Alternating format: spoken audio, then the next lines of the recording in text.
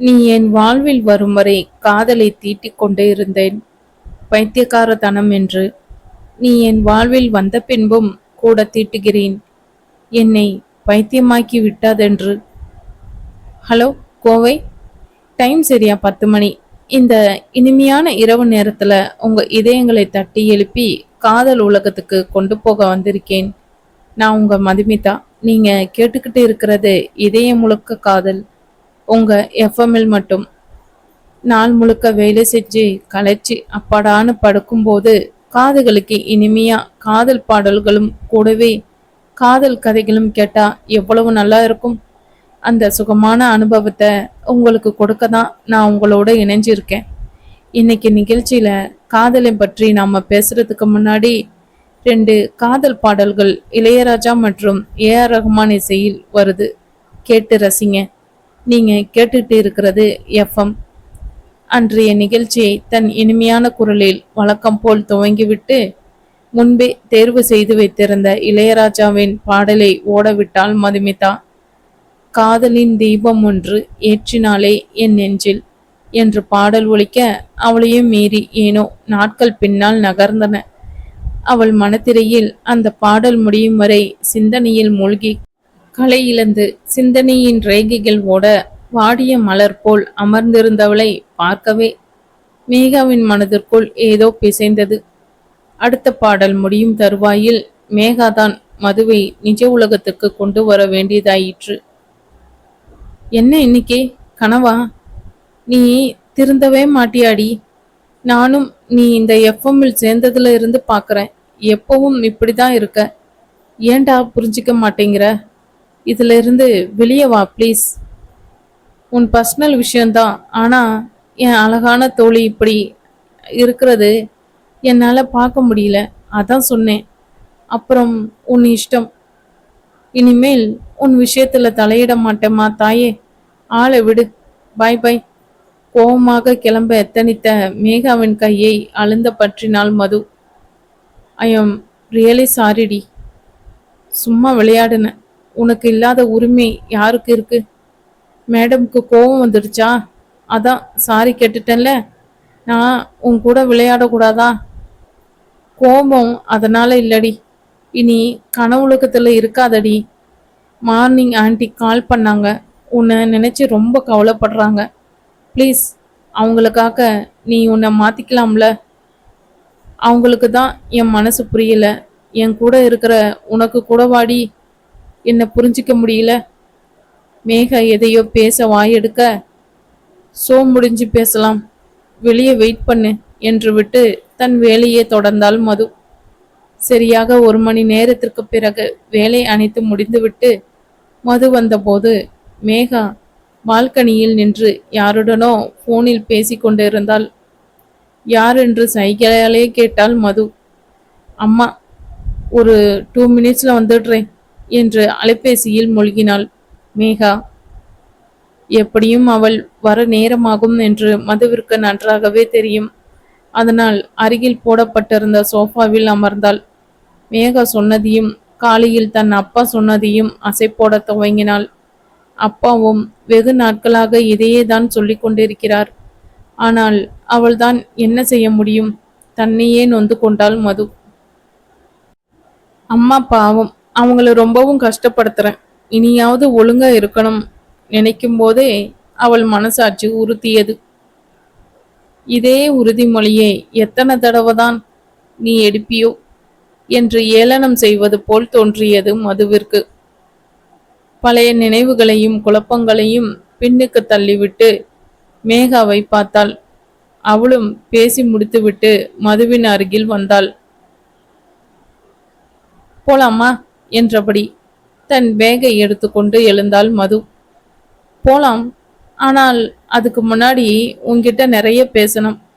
ஆனால் இங்கே வேண்டாம், வா கேன்டீன் போலாம் என்று மதுவின் பதிலுக்கு கூட காத்திராமல் நடந்தாள் மேகா. கேன்டீனிற்கு சென்று இருவரும் காப்பியை வாங்கி கொண்டு அமர்ந்தனர். ஒன்றுமே பேசாமல் காப்பி கப்பை தன் விரல்களால் அளவெடுத்து கொண்டிருந்தாள் மது. மேகா எதை பற்றி பேசப் போகிறாள் என்று அவளுக்கே தெரியும். அதற்கான பதில் கூட தயாராக தான் வைத்திருந்தாள். இருந்தாலும் அவளே தொடங்கட்டும் என்று மௌனமாக இருந்தாள். ஒன்றும் பேசாமல் அமர்ந்திருந்த மதுவை பார்க்க பார்க்க மேகாவிற்கு கோபமும் கவலையும் அதிகமானது.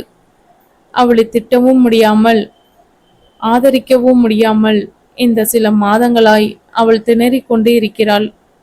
அவளை மாற்ற தனக்கு தெரிந்த யுக்திகளை எல்லாம் கையாண்டு இறுதியில் இதோ இந்த முடிவை மனமில்லாமல் தான் எடுத்திருக்கிறாள். மது, நான் பேசுறது கேட்டு கவலைப்படாத. தினமும் பேசுறது தானே, இன்னைக்கு புதுசா கவலைப்பட என்ன இருக்கு? மனதிற்குள் நினைத்து கொண்டாள் மது. மது, இங்கதான் இருக்கியா? கேட்டதுக்கு பதிலே காணோம். ஆ, சொல்லு மேகா, என்ன இன்னைக்கு பில்டப் எல்லாம் பலமா இருக்கு? மது, பி சீரியஸ்.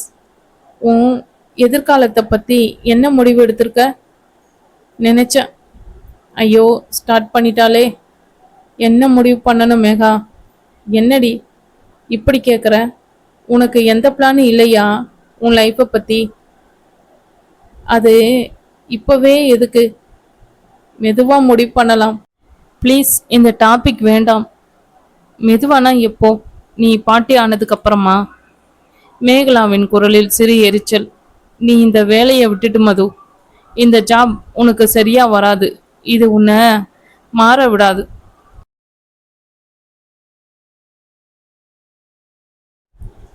என்னது, வேலையை விடணுமா? எப்பொழுதும் போல் கல்யாணத்தை பற்றி தான் பேசுவாள். வேலையை காரணம் காட்டி தள்ளி போடலாம் என்று நினைத்த மதுவிற்கு இது பேரதிர்ச்சி தான். மேகா தான் இந்த வேலையை மதுவிற்கு வாங்கி தந்தவள். மதுவும் அவள் அம்மாவும் வேண்டாம் என்று எவ்வளவோ கூறியும் கேட்காமல் அவளை வற்புறுத்தி சம்மதிக்க வைத்தாள். ஆனால் காலப்போக்கில் மதுவிற்கு இந்த வேலை மிகவும் பிடித்து போனது. எதை அவள் மறக்க வேண்டும் என்று எண்ணி மேகா இதை செயல்படுத்தினாலோ அதுவே மதுவிற்கு சாதகமாக அமையவும் மேகாவிற்கு ஐயோ என்றானது. ஆமா மது, வேலையை விட்டுடு. சீக்கிரமா யோசிச்சு முடிவு பண்ணு. உனக்காக வேற வேலை கூட ரெடி பண்ணிட்டேன். சரி, நீ 2 நாள் யோசி. ஆன்ட்டிக்கு கூட இதுதான் சரின்னு படுது. அவங்க இனியும் அள வைக்க மாட்டேன்னு நம்புறேன். வா போலாம். என்ன சொல்வது என்று புரியாமல் இலக்கில்லாத சிந்தனையுடன் தன் ஸ்கூட்டியை கிளப்பி மேகாவை அவள் ரூமில் விட்டுவிட்டு தன் வீட்டிற்கு வந்தாள் மது. கதவு திறந்தே இருந்தது. எப்பொழுதும் தோட்டத்தில் வழியாக சென்று வேலைக்காரியிடம் பின் கதவை திறக்க சொல்லி அதன் வழியாகத்தான் மது வீட்டிற்கு செல்வாள். அன்னியின் உறக்கம் கலைந்துவிடக் கூடாது என்று எண்ணி செல்போனை எடுத்து மணியை பார்த்தாள். 12:25. இந்த நேரத்தில் எப்படி கதவு திறந்திருக்கும் என்று எண்ணியவாறே உள்ளே சென்றாள். ஹாலில் யாரும் காணாததால் அன்னியின் அறையை சென்று எட்டி பார்த்தாள். அங்கு மூர்த்தி ஆழ்ந்த உறக்கத்தில் இருந்தார். ஆனால் லலிதாவை காணவில்லை. அப்பா தூங்குறாரு, ஆனா அம்மா எங்க போனாங்க என்று யோசனை செய்தவாறே கிச்சன், பூஜை அறை என எல்லா இடமும் தேடிவிட்டு கடைசியில் தோட்டத்தை அடைந்தாள். மெல்லிய நிலவொளியில் லலிதா அமர்ந்திருப்பது தெரிந்தது. மெல்ல அருகில் சென்று அம்மா என்று அழைக்க அவரோ அவசரமாக கண்களை துடைத்து கொண்டு, என்னம்மா வந்துட்டியா என்று அவள் கையை பற்றி தன் அருகில் அவளை அமர வைத்தார். என்னதான் மகள் வருத்தக்கூடாது என்று மறைத்தாலும் தூங்காமலும் அழுததாலும் சிவந்திருந்த விழிகளும் சிறு வயதிலிருந்து பார்த்த ஜொலிப்பு கலையும் அம்மாவின் முகத்தில் இல்லாததும் கண்டு மதுவிற்கு வேதனையாக இருந்தது. என்னால் தானே எல்லாம் என்று வருந்தினாள். என்னடாம்மா, என்ன யோசனை? சாப்பிட்டியா என்று அன்பாக மகளின் கூந்தலை வருடியவரை கேட்டார் லலிதா. என்ன நினைத்தாலோ சட்டென்று அவர் மடியில் படுத்து கொண்டாள் மது. ஒரு சிறு அமைதிக்கு பின், அம்மா சாரிம்மா, என்னை மன்னிச்சிருங்க. என்னால தானே நீங்க இப்படி இருக்கீங்க. இனிமேல் உங்களை கஷ்டப்படுத்த மாட்டேம்மா. ஐ எம் ரியலி சாரி என்று விசும்பினாள். அதெல்லாம் இல்லடா கண்ணா, நீ கஷ்டப்படுறத என்னால பார்க்க முடியலம்மா. துரு துருன்னு சுத்திக்கிட்டு இருந்த பொண்ணு இப்படி எதிலையும் ஈடுபாடு இல்லாம இருந்தா எப்படிம்மா நிம்மதியா இருக்க முடியும்? நீ சந்தோஷமா இருந்தாலே என் கவலையெல்லாம் தீர்ந்துடும்டா மது. அம்மா ஒன்று சொன்னா கேப்பியாடா தங்கம்? ப்ளீஸ். என்னம்மா நீங்க ப்ளீஸ் எல்லாம் சொல்லிக்கிட்டு? சொல்லுங்கம்மா, என்ன பண்ணணும்? கல்யாணம் பண்ணிக்கோடா. நீயா பார்த்து யாரை சொன்னாலும் பரவாயில்ல. ஆனால் உனக்கு ஒரு கல்யாணம் பண்ணி பார்த்துட்டா எனக்கு நிம்மதியா இருக்கும்டா. இந்த வார்த்தைகள் அவளை எவ்வளவு தூரம் காயப்படுத்தும் என்று லலிதா அறியாமல் இல்லை. ஆனால் எவ்வளவு காலம்தான் மகள் கஷ்டப்படுவதை பார்த்து கொண்டு இருக்க முடியும் அந்த தாயால்? நிமிர்ந்து அம்மாவின் கண்களை பார்த்தாள் மது. அதில் என்ன கண்டாலோ வழக்கம் போல் கோபம் கொள்ளாமல் அமைதியாக பதில் அளித்தாள். ப்ளீஸ்மா, இதை பற்றி இப்போ பேச வேண்டாமே. இப்போவே நான் நல்லா தானம்மா இருக்கேன். அதுக்கு இல்லடா, நான் சொல்கிறத கொஞ்சம் கேளுடா. ஐயோ அம்மா, தயவு செஞ்சு இன்னும் ஒரு வருஷத்துக்கு கல்யாணம் அது இதுன்னு பேசாதீங்க. என் மனசையும் கொஞ்சம் புரிஞ்சுக்கோங்க. நான் ஒன்றும் ஜட இல்லை என்று அழுகையும் கோபமும் கலந்த குரலில் கூறிவிட்டு அங்கிருந்து சென்று விட்டாள். வேண்டாத நினைவுகள் எல்லாம் வந்து மனதை அலங்கழிக்க படுக்கையில் வந்து விழுந்தாள் மது. இந்த நாள் ஏன் இப்படி அமைந்தது?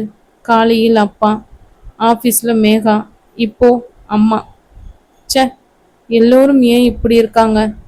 ஏன் முருகா எனக்கு மட்டும் இப்படி நடக்குது என்று அவள் அறையில் மாட்டியிருந்த முருகனை பார்த்து கொண்டே தனக்குள்ளே பேசிக்கொண்டாள். எனக்கு கல்யாணமே நோ. இந்த ஜென்மத்தில் அது நடக்காது. எனக்கு கல்யாணமே வேண்டாம். அப்பா, நான் டிரைவிங்கில் இருக்கேன். ரீச் ஆகிட்டு நானே கால் பண்ணுறேன்ப்பா. காரை லாபமாக அமெரிக்காவின் கலிஃபோர்னியா சாலையில் ஓட்டி கொண்டிருந்த அவன் போனில் பேசிவிட்டு அதை அணைத்தான். 10 நிமிட பயணத்தில் தன் இருப்பிடத்தை அடைந்தவன் வீட்டினுள் வந்து ஃப்ரிட்ஜில் இருந்து ஜூஸ் ஒன்றை எடுத்துக்கொண்டு சிட் அவுட்டில் வந்து அமர்ந்தான். அலைபேசி அழைக்கவும் ஜூஸை வைத்துவிட்டு அதை எடுத்து பார்த்தான். அப்பா என்று திரையை ஒளிர்ந்தது. சொல்லுங்கப்பா, இப்போதான் வந்தேன். இவ்வளவு தடவை ஃபோன் பண்ணுறீங்க, அதுவும் இந்த நேரத்தில் தூங்காம? என்னப்பா? உங்க அத்தை ஃபோன் பண்ணியிருந்தாங்கடா. நீ அவங்க வீட்டுக்கு போகிறதே இல்லையாமே. எனக்கு இங்கே வேலை இருக்கு. அங்கே போக எல்லாம் எனக்கு டைம் இல்லைப்பா. சரிடா, தினமும் ஒரு ஃபோன் கூடவா பண்ணக்கூடாது? நம்ம ஸ்வேதா கிட்டையாவது பேசலாம்ல. அந்த பொண்ணு பாவம், எப்போ பார்த்தாலும் அத்தான் அத்தான்னு உன்னை பற்றியே கேட்டுக்கிட்டு இருக்கு. சரி சரி, எப்போ இந்தியா வரப்போற? இன்னும் 1 மாதம் ஆகும்பா. ப்ராஜெக்ட் வேலை முடிஞ்சதும் வரேன். அதுவும் சரிதான்டா. நீ வரும்போதே உன் கல்யாணத்தை முடிச்சிடலாம்னு உங்க அம்மா ஆசைப்படுறா. நீ என்ன சொல்ற? கல்யாணம். ஒரு நொடியில் சரளென பின்னோக்கி ஓடியது நினைவுகள். கைகள் நடுங்க, கண்கள் சிவக்க, அவனின் ஒட்டுமொத்த வெறுப்பையும் முகம் காட்டி கொடுத்திருந்தது. டே, என்ன பேச்சைய காணோம்? என்னப்பா? அதான்டா, ஸ்வேதாக்கும் உனக்கும் கல்யாணம் பண்ணிடலாம்னு உங்க அம்மாவுக்கும் அத்தைக்கும் ஆசைப்படுறாங்க. ஸ்வேதா கிட்ட எல்லாம் கேட்டாச்சு. அந்த பொண்ணு உன்னைதான் மனசுல வச்சிருக்கேன்னு பட்டுன்னு சொல்லிடுச்சு. நானும் உன்கிட்ட பேசிட்டு நிச்சயத்துக்கு நாள் குறிச்சிடலாம்னு சொல்லிட்டேன். எல்லோருக்கும் இதுல சந்தோஷம். ஆனா உங்க அக்கா தான் முதல்ல உன்கிட்ட கேட்க சொன்னா. அதான் உன்னை கூப்பிட்டேன். தன் போக்கில் பேசிக்கொண்டே போனார் வாசுதேவன். தெரியும் அவனுக்கு அக்கா ஏன் தன்னிடம் கேட்க சொன்னாள் என்று. தான் பட்ட கஷ்டங்கள் அனைத்தையும் அறிந்து ஆறுதல் அளித்து அமெரிக்கா வரை கிளம்ப துணையாய் இருந்தது அவள்தானே. என் மனதை அவளை தவிர யாரால் அறிய முடியும்? வேதனையும் பெருமிதமும் ஒன்றாக தோன்றின அவனுக்கு. என்னப்பா, ஏதாவது பிரச்சனையா? உனக்கு இந்த கல்யாணத்துல இஷ்டம் இல்லையாடா? அப்பா யோசனையாய் வினவவும் நினைவில் இருந்து மீண்டவன் முகம் கல் போல இறுகி இருந்தது. பழைய நினைவில் மனதில் எழுந்த சீற்றத்தை குரலில் காட்டாமல் உறுதியாக சொன்னான். எனக்கு இஷ்டந்தான்ப்பா. எவ்வளோ சீக்கிரம் முடியுமோ அவ்வளோ சீக்கிரம் இந்தியா வரேன். நீங்க நிச்சயதார்த்தத்துக்கு என்ன கல்யாணத்துக்கே நாள் குறிச்சிடுங்க. நாளைக்கே ஸ்வேதாவை போய் பார்த்து நானே நேர்ல என் சம்மதத்தை சொல்லிடுறேன். ரொம்ப சந்தோஷம்ப்பா. அப்போ ஃபோனை வச்சிடுறேன். உடம்ப பத்திரமா பார்த்துக்கோ. சீக்கிரம் இங்க வந்துடு. சரிப்பா, வந்துடுறேன். அம்மாவை கேட்டேன்னு சொல்லுங்க. Bye by.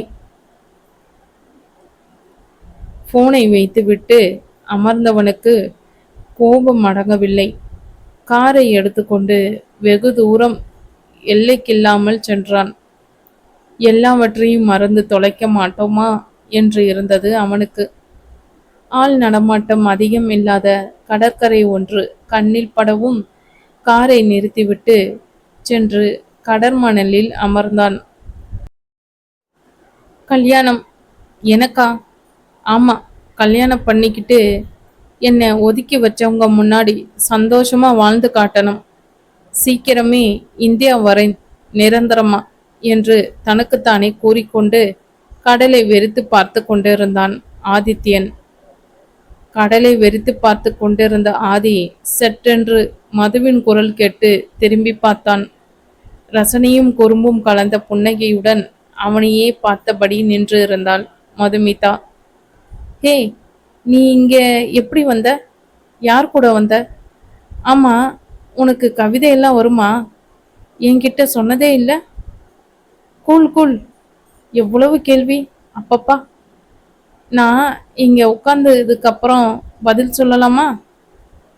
உட்காரு. என்ன இந்த பக்கம்? ஏன் இந்த டைம்ல மெரினா பீச்சுக்கு நீங்க தான் வரணும்னு புது சட்டம் போட்டிருக்காங்களா? நான் என் ஃப்ரெண்டு கூட வந்தேன். அவன் முக்கியமான வேலை இருக்குன்னு பாதியிலே ஓடிட்டான். எனக்கு பீச் ரொம்ப பிடிக்கும். அதான் அப்படியே நடந்துட்டு இருந்தேன். இங்க பார்த்தா சார் மெய் மறந்து கடலை பார்த்துக்கிட்டு இருந்தீங்க. ஓ, அப்படியா? ஆமா, அது என்ன கவிதை? எல்லாம் புதுசா இருக்கு. புதுசு இல்லை. சின்ன வயசுல இருந்தே கவிதைனா ஆர்வம். 10th படிக்கும்போது விளையாட்ட கிறுக்க ஆரம்பிச்சேன். அதை பார்த்துட்டு ஃப்ரெண்ட்ஸ் எல்லாம் ரொம்ப நல்லா இருக்கு, நிறைய எழுது அப்படி இப்படின்னு உசுப்பேத்தி விட்டுட்டாங்க. அதான் இப்படியெல்லாம். ஓஹோ, இவ கண்ணா பின்னுன்னு உளறதெல்லாம் நம்ம கேட்க வேண்டியிருக்கேன்னு தோணுதா? சேச்சே, நிஜமாவே கவிதை நல்லா இருந்துச்சு மது. இது மட்டும்தான், இன்னும் ஏதாவது இருக்கா? ஏன் இல்லை, டான்ஸ் ஆடுவேன். ஸ்கூல் காலேஜில் எல்லாம் ஸ்டேஜ் பர்ஃபார்மன்ஸ் பண்ணியிருக்கேன். அப்புறம் கொஞ்சமாக பாடுவேன். ஐ எம் பாத்ரூம் சிங்கர், தெரியுமா? தெரியாதுங்களே மேடம். இன்னும் ஏதாவது இருக்கா என்று கைகளை கட்டிக்கொண்டு பவ்யமாக அவன் கேட்க விழுந்து விழுந்து சிரித்தாள் மது. ஏஹே, ஸ்டாப். இது அவ்வளோ பெரிய ஜோக் இல்லம்மா. You continue. இப்போதைக்கு அவ்வளோதான். நீங்க பேசவே மாட்டீங்களா ஆதி? எப்பவும் அமைதியா இருக்கீங்க. யாரு, நானா? வீட்டில் கேட்டுப்பாரு. எப்படா இவன் வாயை மூடுவான்னு அம்மாவும் அக்காவும் நொந்து போயிடுவாங்க. ஓ, அவனா நீ? ஏய், என்ன? சும்மா சொன்னேன், ஒண்ணுமில்ல. பரவாயில்ல. எனக்கு பிடிச்சவங்க என் கூட நெருக்கமா இருக்கிறவங்க கூட தான் நான் மனசு விட்டு பேசுவேன். அவங்களுக்கு தான் என் உண்மையான கேரக்டர் தெரியும். ஓ, ஆமா, அப்படி என்ன பார்த்துட்டு இருந்தீங்க நான் வரும்போது? அலையதான். அலை ரொம்ப அழகா இருக்குல்ல மது. எனக்கு எப்போ மனசு சரியில்லைனாலும் இங்க தான் வருவேன். கொஞ்ச நேரம் இந்த அலைகளை பார்த்தாலே மனசு லேசாகிடும் தெரியுமா? இட்ஸ் எ அமேசிங் ஃபீலிங் என்று கூறி தன்னையே மறந்து அலைகளை பார்த்து கொண்டு அமைதியாய் இருந்தவனை வியந்து பார்த்தாள் மது. என்னை மாதிரியே இருக்கான், மனதில் குறித்து கொண்டாள்.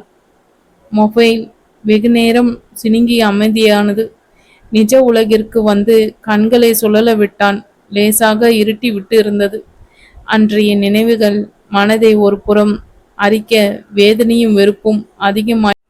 ஃப்ரெண்ட்ஸ், இப்போ மதுவிடம் ஆதி பேசினது ஆதியோட பழைய கற்பனை. இவர்களுக்குள் என்ன மோதல் என்று கதை போக போகத்தான் தெரியும். எப்பொழுது வந்தாலும் மனதை இனிமையாக்கும் கடல் கூட இப்போதெல்லாம் ஏனோ பிடிப்பதில்லை ஆதிக்கு. அதுதானே அவளை மீண்டும் மீண்டும் நினைவுபடுத்துகிறது. மீண்டும் அலைபேசி சினுங்க எரிச்சலுடன் அதை எடுத்தவனின் கண்களில் கனிவு தென்பட சிறு முறுவலுடன் ஆன் செய்து பேசினான். அலோ பிசாசு, என்னடி விஷயம்? எருமை, எத்தனை தடவை அக்கான்னு கூப்பிடுன்னு சொல்லிட்டேன். போடி, அதெல்லாம் முடியாது. ஆமா, மாம்ஸ் எங்கே? அவரு ஜாக்கிங் போயிருக்காருடா. ஹோ, என் குட்டி ஏஞ்சல் என்ன பண்றா? அவ தூங்குறாடா. ஹே, இப்போ மணி 6 தானே ஆகியிருக்கு. என்ன மார்னிங் கால் பண்ணியிருக்க? ஏதாவது ப்ராப்ளமா? ஆமாடா, பெரிய ப்ராப்ளம் தான். ஏய், என்னடி சொல்ற? யாருக்கு என்ன ஆச்சு? அம்மா நல்லா தானே இருக்காங்க. அவங்க நல்லா தான் இருக்காங்க. நீ தான் லூசுத்தனமா என்னென்னமோ பண்றியேடா. அவங்களுக்கு வேற என்ன வேணும்? தெரியும், ஆதிக்கு அவள் எதை கோடிட்டு காட்டுகிறாள் என்று தெரியும். இருந்தாலும் அதை வெளிக்காட்டிக் கொள்ளாமல் மௌனம் சாதித்தான். பேசுடா, நான் கேட்கறது காதுல விழலியா? என்னதாடா உன் பிரச்சனை இப்போ? சரி, நேரா விஷயத்துக்கே வர. கல்யாணத்துக்கு சம்மந்தம்னு அப்பா கிட்ட சொன்னியா? ஆமா. நிஜமாவே உனக்கு சம்மந்தம் தானா? ஆமா. இதையே ஏன் கேட்டுக்கிட்டு இருக்க? குரலில் எரிச்சலுடன். அப்படி என்னதாண்டா உனக்கு கோபம் ஆராதனாவிற்கு. தம்பி தன் கண் முன்னாலேயே கஷ்டப்பட்டு கொண்டிருந்தும் எதுவும் செய்ய இயலவில்லையே என்கிற ஏழாமை தந்த கோபம். ஏதேனும் ஒரு வகையில் இதை சீர் செய்து விட மாட்டோமா என்கிற தவிப்பு. ஆனால் இவை எல்லாம் ஆதிக்கு புரிந்தால்தானே. Please Aaru, change the topic. இதுக்கு மேல உன் இஷ்டண்டா. எப்போ இந்தியா வர? இன்னும் ஒரு வாரத்துல. ஸ்வேதா கிட்ட பேசிட்டியா? அவ என்ன சொல்றா? இன்னும் இல்லை, நாளைக்கு தான் பேசணும். எங்க இருக்க? சாப்பிட்டியா? இல்லை, பீச் வந்தேன். புரிந்து போயிற்று. ஆதி முழு மனதோடு சம்மதிக்கவில்லை. நடந்தவை எல்லாம் நினைத்து வருந்தி கொண்டிருக்கிறான். அதனால தான் கடலை நாடி சென்று இருக்கிறான். வருந்துவதை தவிர தமையனுக்காக எதையும் செய்ய முடியவில்லை அவளால். ஆரு, லைன்ல இருக்கியா? ஆ, ஆமா, சொல்லு.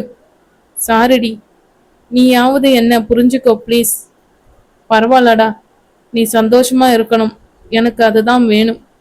கண்டிப்பாம்மா. ஓகே, அப்போ வச்சுடுவா? ஓகேடா, சீக்கிரம் வந்துடு, உன்னை பார்க்கணும் போல இருக்கு. மை பை. போனை வைத்தவனின் கோபம் சகோதரியின் அன்பினால் கொஞ்சம் தணிந்திருந்தது. ஏதோ ஒரு வகையில் மனம் அமைதிப்பட காரை எடுத்துக்கொண்டு தான் தங்கியிருந்த பிளாட்டுக்கு வந்தான். சாப்பிட மனமில்லாமல் கட்டிலில் விழுந்தவன் உறங்கியும் போனான். ஃப்ரெண்ட்ஸ், கதை பிடிச்சிருந்தா மறக்காம லைக் கொடுத்துட்டு ஹைப் தி வீடியோன்னு பாயிண்ட்ஸ் கொடுங்க. அப்போதான் என்னோட வீடியோ இன்னும் எல்லாருக்கும் போய் சேரும். எனக்கு கொஞ்சம் ஹெல்ப்பாக இருக்கும். தேங்க்யூ.